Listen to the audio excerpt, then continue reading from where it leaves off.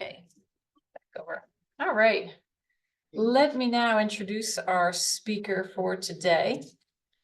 Jeff McIntyre joined the chapel in 2018 and has been a continuous active chapel member and supporter. He's retired military, former IT director of Bionetics Corporation. He's a business owner and substance abuse counselor, and he's currently employed at the Valley Community Services Board, working primarily with people with serious mental illness and/or substance use disorder.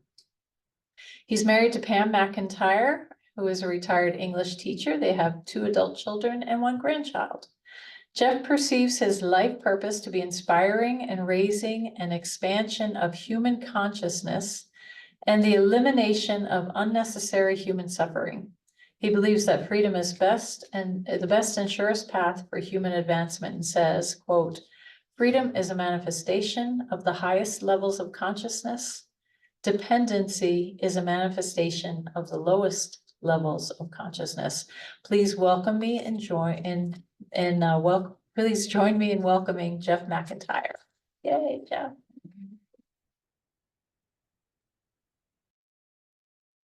Thank you and welcome everybody.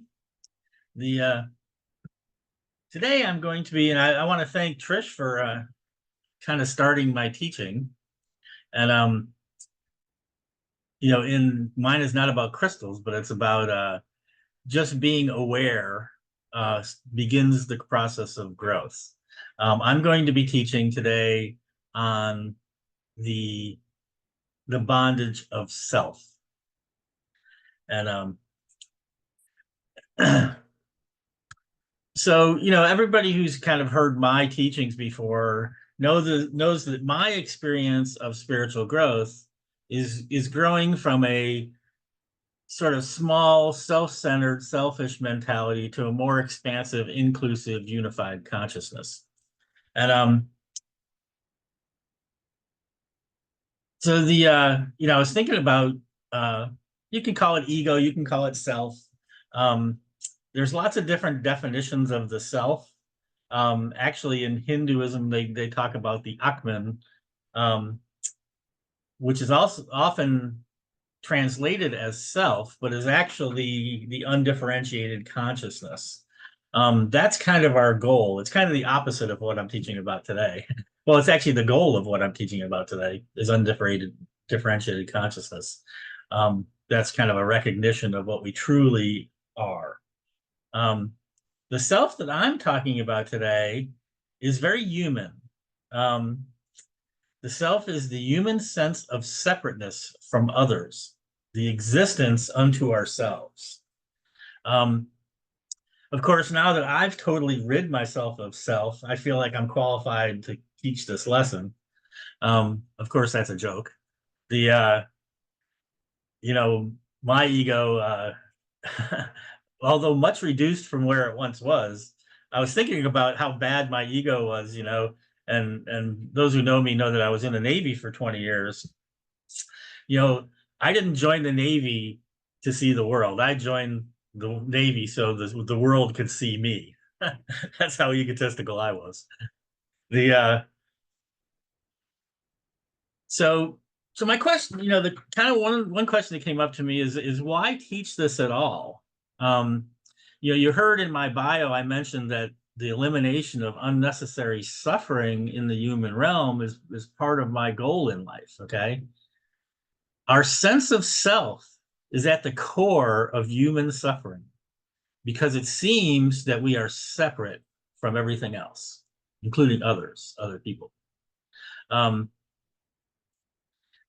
know, when I'm in a self-centered, you know, I'll say that in my spiritual experience, kind of the awareness that's evolved in me is not really a sense of good and evil. Those are really not the opposites for me. The opposites for me are self-consciousness and God consciousness. And that's kind of where I'm coming from today and what I'm teaching to.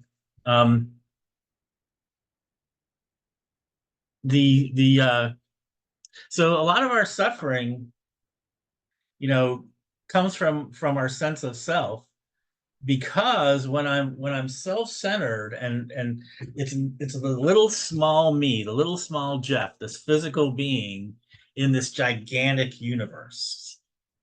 That's how I exist. And life seems to be imposed on me, okay, from the outside, by other people, by institutions, by circumstance or whatever. Okay. But it seems like, life is just knocking me around. um, and that's really how I experienced life. One interesting twist in my personality, and I'm not sure this is true of everybody, but it's definitely true of me, is that when I'm self-centered, when I'm really in it's all about me. Okay. And everybody goes through this because, you know, children and adolescents are very, very self-centered. Okay. So this is something we've all experienced to one degree or another, some more than others. But in any case, when I'm really self-centered and really self-absorbed, every problem I have in life seems to be somebody else's fault. That is a wonderful irony. you know, um, it was my parents' fault. It was my teacher's fault. It was my principal's fault. It was the cop's fault, or the judge's fault, or my boss's fault. You know, but all my problems were uh, definitely caused by someone else or something else. Maybe it's the tyrannical patriarchy or capitalism or socialism or some other kind of crap we pull in. Um, one of the things as I moved into spirituality and started to read spiritual materials, one of the things I read over and over again, as a theme amongst all spiritual teachers, is that we reap what we sow, um, which means we have the life that we create, which is exactly opposite of what I was just talking about. So one of the primary things that happens as we move out of this very selfish mentality is we begin to take responsibility for our lives. It's really just that simple. Um,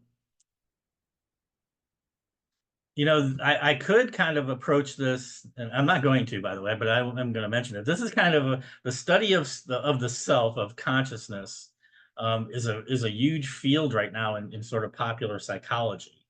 And I work around a bunch of therapists and psychiatrists and all that kind of stuff. So I kind of involved in that conversation. Um, but the reality is that we don't have to um, be very learned or very anything to take on this type of spiritual growth.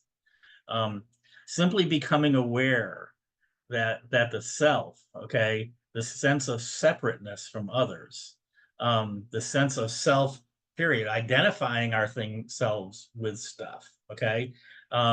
Right now in our political realm, identity is a very thing, which identity is basically a story we tell about ourselves and then we attach ourselves to it. Um, those kind of things can cause a lot of suffering in our lives, especially if other people disagree and try to change us and stuff, or we try to change ourselves, or we try to change them to match our identity. Um, we're going to find ourselves at war with everybody around us. So there's lots of ways that this sense of self kind of creates suffering in our lives. When I'm most self-centered, I spend most of my time thinking about the past, especially involved in things, guilt and shame and anger and resentment, but also sentimentality and love and compassion that I knew in the past. Attaching myself to those past events because they felt good or because they felt bad and I want revenge. Or I can attach, or I when I'm self-centered and the world is being imposed on me from the outside, I start thinking about the future and things that might happen in the future, and I generate anxiety in my life. And I can actually take anxiety on top of anxiety on top of anxiety, and I can build it into a paralyzing depression. That's actually something I've done before in my early life. And by the way, when we're in, well, I'll get to that. so living in the now is very difficult when I'm self-centered, which is another irony in a way, you know. The more expansive my consciousness is, the less I think I need to dwell in the past and the future. The other thing is that you know, there's certain characteristics that happen when I'm self-centered. Okay. You know, a lot of us have a lifelong love affair with the self. And I certainly could have done that. I chose another path, but you know, you know, and the way this kind of can manifest itself, well, dominating other people, in conversation, in leadership positions, sometimes by being a smothering mother, you know, by, you know, when I get into leadership roles, I micromanage the people that work for me. Okay. Because I'm scared. I'm scared that things aren't going to work out the way I think they should. And I think that because I'm self-centered, I don't understand that there's a whole world out there working with me. I think I need to do it all myself. So I can't trust other people to do it right. So I micromanage them. This happens in families, businesses, the military, et cetera, et cetera. Everywhere there's a hierarchy, and there's a hierarchy everywhere. that's just the fact of the way evolution has occurred on planet Earth, going back probably 1 billion years.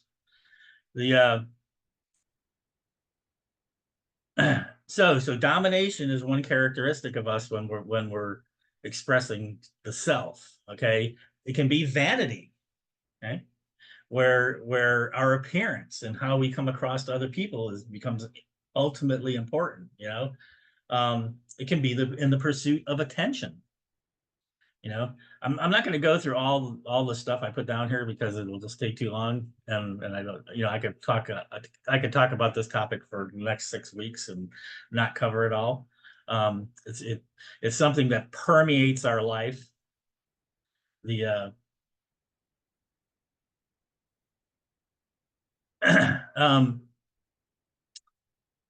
so when we're self-centered, the things that make us self-centered, actually, part of it is a natural part of evolution. You know, there's nothing more self-centered than a newborn baby. You know, if they need to eat, they scream. If they need when they poop, they scream. When they pee, they scream. You know, when they need to be hugged, they scream. They just scream. Okay, they're totally self-centered, driven by their own needs. Period. Okay, and that continues to varying degrees our entire life. Yeah, I don't know of anyone who has completely eliminated, you know, any kind of self-indulgence. Well, maybe there is. I can't really speak for everybody. So I have not come across anybody so far in my almost 70 years of life. So anybody who's actually completely eliminated the self, or that even that would be desirable. Because we do need to feed ourselves and live our lives and be responsible and all that stuff. And that's all part of self. That's all part of our sense of self too. So,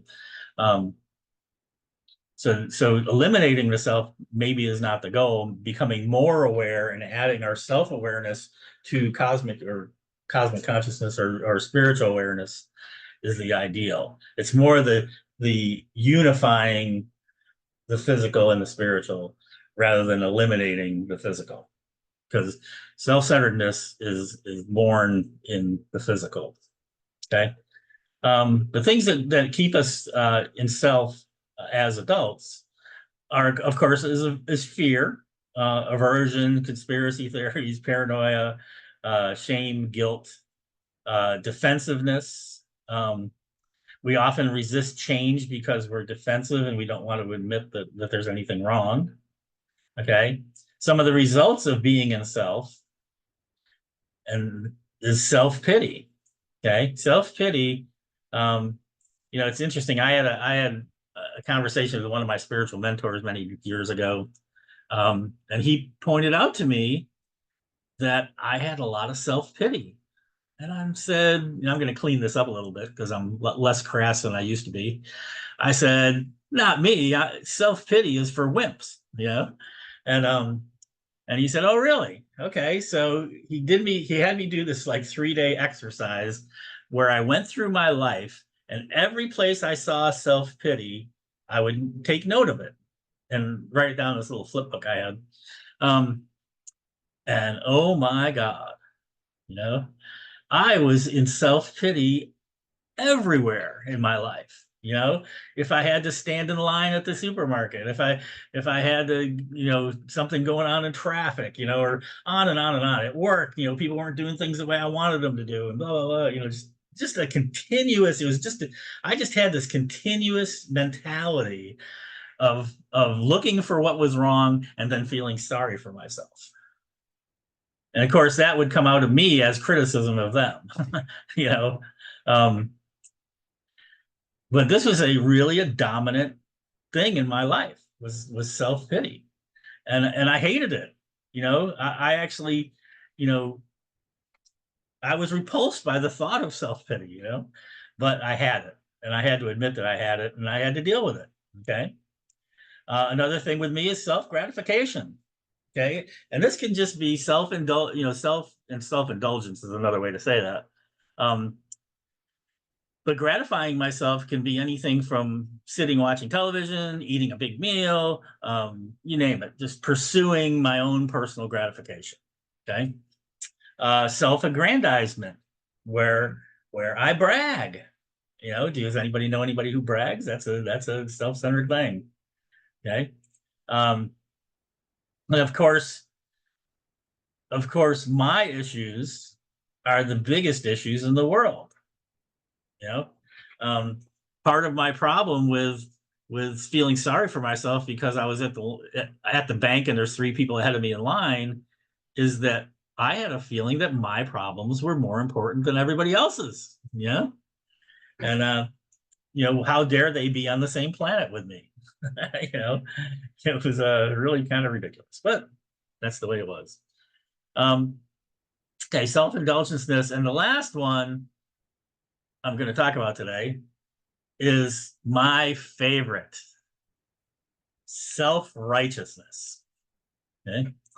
And self-righteous, actually there's a psychologist named Jonathan Haidt. He says the default position for every human being is self-righteousness. We always think we're right. And so if you're an introvert, you quietly sit back and know you're right, criticizing those people in your mind. Okay. If you're an extrovert like me, you go to war with those people and you prove to them that your opinions are right. And I'll tell you, I spent probably the first 40 to 50 years of my life trying to prove that I was right. And sometimes I did. And you know what? It didn't change anything. So self-righteousness. The problem with self-righteousness is that ignorance is a power position. Okay. In other words, if I think I'm right, I cannot learn. And I'm going to say that again because this is really important. If I think I'm right, I cannot learn. I can't move forward. I can't let go of my position, etc. So I'm going to run over, so I'm going to speed this up. Okay, so how do we escape the suffering caused by self? Okay, and there's some tools that I'm going to talk about. Of course, of us in 12-step programs, we know about inventorying and all this stuff, but for people that are not, self-examination. Self-examination is sitting down in writing, okay, just not doing it in my head because it just doesn't work.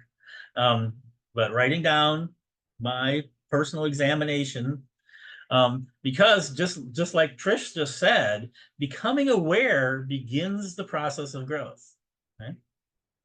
In other words, if I become aware that I am caught up in self and I can't move out of that position, that begins the process of growth because I start looking for alternative ways and I start talking to people about it and all the things we do.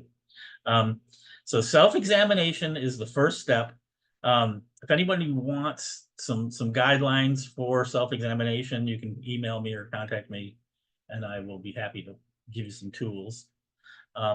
Because most people have never done this. Okay, prayer and meditation. Now, prayer, I'm using prayer not as talking to God. Okay, God doesn't really need my advice to begin with, but I use prayer as a way to direct my mind. Okay. And when it comes to self, I want to direct my mind away from self to a higher, more expansive consciousness. Okay. So, and meditation is meditation, and we all kind of know what that is. So I'm not going to spend any time on it.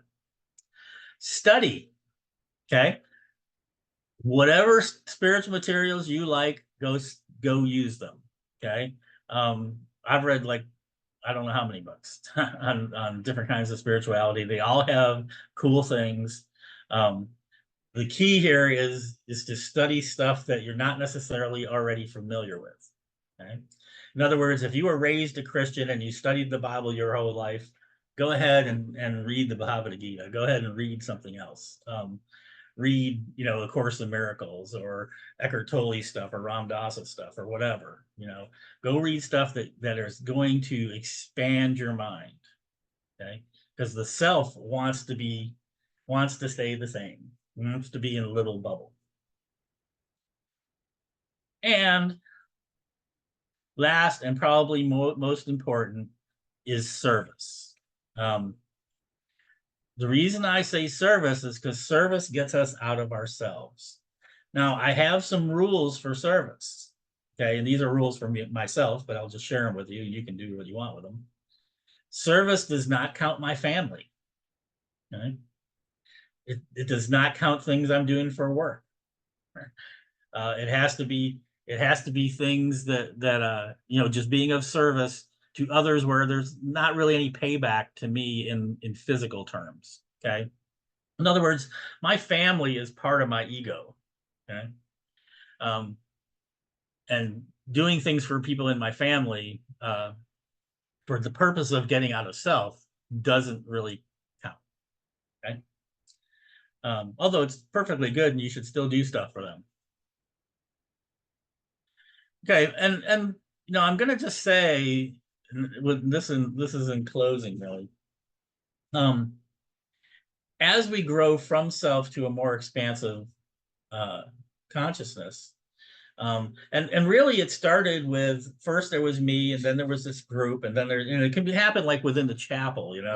First you see yourself as alone, then you see yourself as part of the chapel, and then you see yourself part of a local community, then a nation, then humanity, whatever. It can be that kind of expansion. It can also be an internal thing. If many of my breakthroughs came through expansion within meditation, where the limits of my consciousness disappear, and you're literally in oneness with the one. So a lot of us, as we grow out of self towards a more expansive way of thinking and living, we experience it as an opening or as an expansion. Okay. And we allow, because I'm not so defensive, because I'm not so vulnerable as just a single human being in the universe, I can let other people and other ideas and other societies and all this other stuff into my life without becoming scared. I can welcome different kinds of people, different kinds of ideas into my life in complete acceptance, in complete compassion. And I invite you to join me in doing this. Thank you.